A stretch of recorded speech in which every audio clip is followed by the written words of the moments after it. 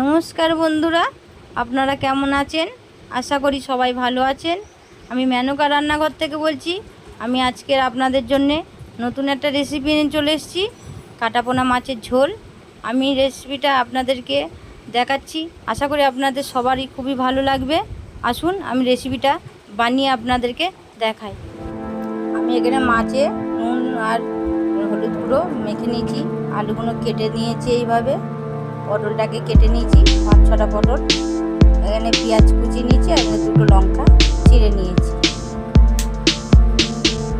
এবার কড়াতে তেলটা গরম হয়ে এসে আমি পটলগুলো ভেজে নিচ্ছি,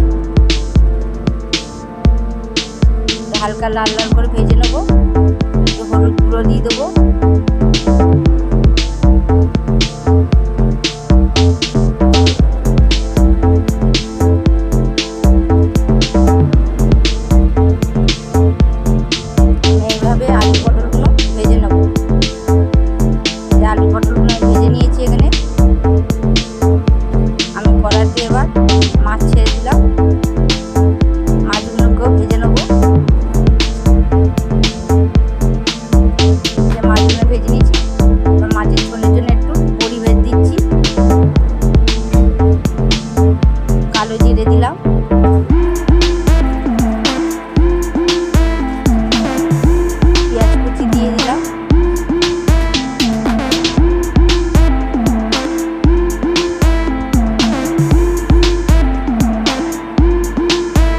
হালকা ভাজা ভাজা হয়ে যায়।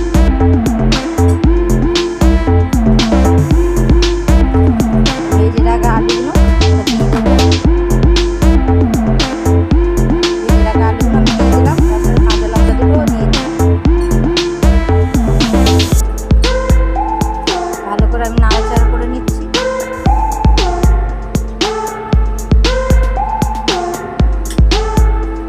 আমি আদা রসুন বাটা দিয়ে দিলাম অল্প করে।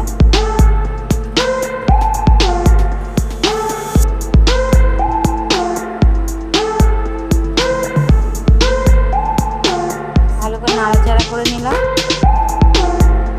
নুন দিচ্ছি আন্দাজ মতো,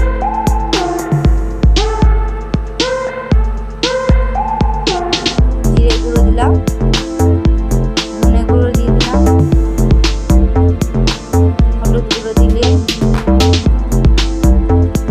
লঙ্কার গুঁড়ো দিয়ে দিলাম সামান্য, বেশি ঝাল হবে না, আপনারা আপনাদের স্বাদ মতন দেবেন। সামান্য জল দিলাম, দিয়ে কষে নিচ্ছি মশলাটাকে।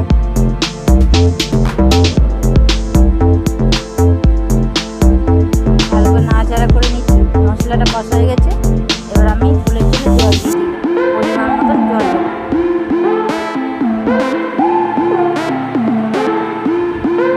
ভালো করে নেড়ে চেড়ে আমি ঢাকনাটা দিয়ে দিলাম।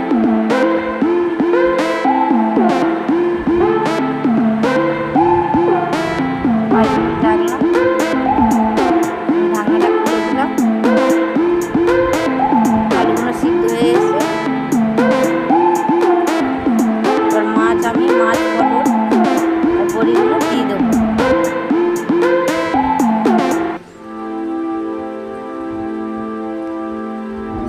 ভালো করে নাড়াচাড়া করে নিচ্ছি।